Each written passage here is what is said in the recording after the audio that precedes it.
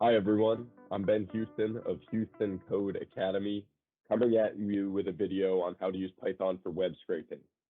In this video, we'll talk through the web scraping process using the Python package Beautiful Soup, and I'll walk you through a real-world example that I encountered in my coding experience. So the purpose of web scraping and how it's defined by Geeks for Geeks is that web scraping is an automatic method to obtain large amounts of data from websites. Most of this data is unstructured data in an HTML format, which is then converted into structured data in a spreadsheet or a database so that it can be used in various applications. This probably just sounds like a lot of tech jargon to you right now if you're unfamiliar with the topic, but by the end of the video, I hope that you'll feel right at home with all of this. And just to summarize it in a more simple form, web scraping techniques are useful in extracting data from websites, websites where they don't make the data readily available or accessible or downloadable. And the tools we'll learn about today will help you do this quickly and have saved me hours or days worth of time at once. Beautiful Soup, which I'll be working in today, is a Python package that allows us to easily interpret and extract the information we need from messy HTML and XML files. So HTML stands for Hypertext Markup Language, and it's used to create web pages and web applications. XML serves the same purpose pretty much, but it acts more so as a means to store and transfer data instead of defining the structure of a web page like HTML does. And so web pages or applications written in these languages contain tags that hold the elements in the site and it can be thought of as the building blocks of those web pages. So as far as key methods that Beautiful Soup contributes to our example today, we have first and foremost the prettify method. So the HTML document can be thought of as a messy soup of seemingly random code that's very difficult to interpret. And the prettify method turns the soup of messy HTML into a well-formatted string with different tags from the document on each line. So those different building blocks on each line. And that introduces us to another key concept, which is a string. And strings in Python are a data type that contains text, and working with strings is crucial when performing web scraping. So our second key method here, the find all method, looks through your prettified HTML document and finds tags with the attributes you're searching on. This can be used to search for tags of different types or ones with different names. All tags in HTML have what's called attributes associated with them. So this could be a name that's assigned to it, a class, an ID, and other distinguishing features. And we use the find all method to search through all these different tags in our prettified document and find the table that we're trying to scrape from the web page. And last but not least, we have find, which you'll see implemented today. And this acts in the same manner as find all, but it's just a time saver when you know that you only want to find one specific tag. There's many other types of find functions in Beautiful Soup, but these are just the two we'll be focusing on today for brevity's sake. All right, so now that we've found this table online that we want to use, we see that it's not made readily available. It can be easily downloaded or copied, so we're going to have to use some of these web scraping tools that we've just been learning about to help get it. So the first step, we're going to go to More Tools, and we're going to download the HTML file. You can download it as an HTML or an MHTML. The MHTML I like because it just wraps it all up into a single file, whereas this will have different files for the different resources in it.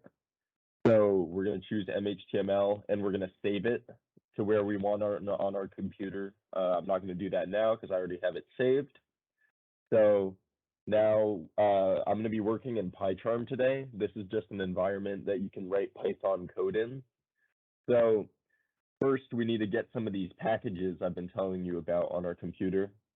In PyCharm, you're going to go here, and you're going to search up the packages you need. So first, Beautiful Soup. Click it, install package. I already have this downloaded, so I won't be installing that either. And you also need what's called a parser. It X'd out of the right spot. So we're going to add this LXML package, which will just help Beautiful Soup interpret the HTML page that we just downloaded. So you're going to want to install that as well. If you're using a different coding environment than PyCharm, then you might want to implement the pip install statements, which are easy to research online. So we're going to import all these packages we need so that they're usable in our coding environment here. And so now first, we're going to initiate a Beautiful Soup object, and I'm going to print it out just so you can see how messy it is. So this reads the HTML document into our Beautiful Soup object named soup here. But as you can see, a little difficult to understand, definitely difficult to search.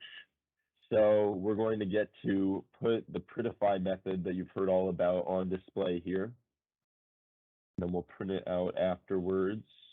Or no, it'll output. So we're going to put this method on display. It's going to output it to this file you see here called readme. So we're going to get that opened up. And you see that, as promised, it's isolated all the different HTML tags on different lines. Then you can see attributes that are going to make them easier to search here. So you can see this one has a title. So we could search for that if we wanted to find Kristen Press. And so now that we have the things on different lines, the tags on different lines, we are going to, I'm going to show you how to isolate the different competitors, which are the things in the table. So first, we're going to use the find method. We're going to find the table itself. So once you find this tag, it'll keep all the elements that are, or all the tags that compose the table as well. So you can see here, we have different entries from the table. We have the table headers, such as the names of the columns like sport, men, women, total. And then we work our way down a little bit, and you can see the different entries in the table. So you can see that, oh, there were 3 men and 3 women and 6 total people who played whatever particular sport, who played archery. But obviously, this takes a little interpreting, and there are all these erroneous characters around it here. So now we need to go through the process of cleaning the different rows. So let's uncomment this big code block here. So now we're going to be implementing the replace and the find methods, the Python methods that we highlighted earlier. And I know this is all going at a very fast pace, guys, but I just want to walk you through a real world example quickly that came up in my life recently. And so we're going to iterate through all the different rows of the table that we've managed to isolate out. Our table right now is stored in this variable named comp rows. And so the different tags in this table are going to be called competitor as we iterate through the whole thing. So first, we're going to set out by making sure that these different entries in the table are strings, and then we're just going to implement our string functions. So we see here that we see a lot of erroneous or random characters that we don't need. So let's just choose one here. So you see, we don't need whatever these brackets with /a in it are.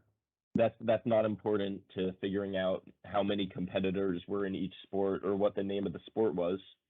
So accordingly, we're going to replace the brackets with /a with nothing using our method here. And we're going to do that for all the different just random erroneous characters that our scraping has yielded us so far. And so the process I went through was I found all these different strings that show up, and most of them were repeating. All of them were repeating, really. And we replaced them all with just an empty string. So we replaced them all with nothing. And that we'll see in a second is going to result in just the output we want. So we see the end result of our string functions here. It looks really nice. We just have our sport, number male, female, and total participants. Looks like it ran really well.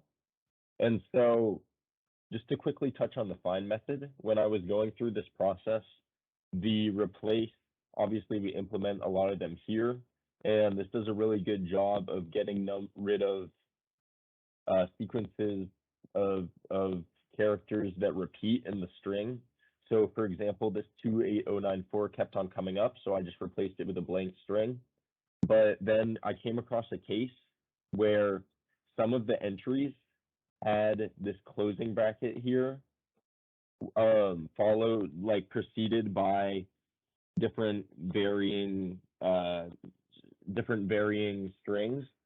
So we couldn't use the replace method on that because it wasn't just one sequence of strings, like, or sequence of characters like 28094 that kept on showing up. We had to use this find method to see where this closing bracket occurred. And then we do what's called indexing into the string. And this statement here allows us to keep all the characters after this bracket shows up. So that's just a brief overview, and that was one of the final steps in the process of cleaning the strings from our data table. So now the last step of our web scraping process is the creation of a data frame, pandas data frame from the pandas package, and then making a CSV file from this. So this process you're seeing here is the creation of the different columns that are going to be in our data frame. So you see sports column, men column, women column, so on and so forth. And we're not going to really focus on this right now because I'm just trying to highlight the methods. But functionally, what this code does here is it goes through our scraped results, and it'll make a column which holds the name of all the different sports programs. So it'll hold volleyball, and then water polo, and then weightlifting and wrestling, and it'll hold all the sports in it. And these columns will do analogous things for what they're focused on. So then we create what's called a dictionary, and from this, we can use the data frame method in pandas to create our desired data frame and output. So what this dictionary does is it defines the name of the column, sport, and then it hands in the values in the column, sport column, and then for men and men column, and so on and so forth. This statement creates our data frame, and then we're going to print it out just so you can all see the values here. And you see it looks really nice. We have our column names here, sport, men, women, total, our values, and everything came out just how we want it. So now we're going to output our result. We're going to print it to a CSV file named compdf.csv. And we see we have a nice CSV file here. So you can just save this on your computer, and you can open up in Excel, which I'll show you in the result slide now. So here's just a look at our finished product after this is the fruits of our labor from the web scraping. You can see it's just a nicely organized table in Excel that we've opened here from our CSV file. listing all the sports and then the different number of male and female competitors along with the totals for each. And so now the video is coming to a close. I just wanted to thank you for watching it. I've included some great resources to look into here because obviously this is a very complex topic and I didn't really have the proper time to go into too much depth here, but I hope the video gave you a good idea on what web scraping can look like in the Beautiful Soup package. And if you want to dive further, then look in the description below for the links to these sites. Thank you for watching this Houston Coding Academy video.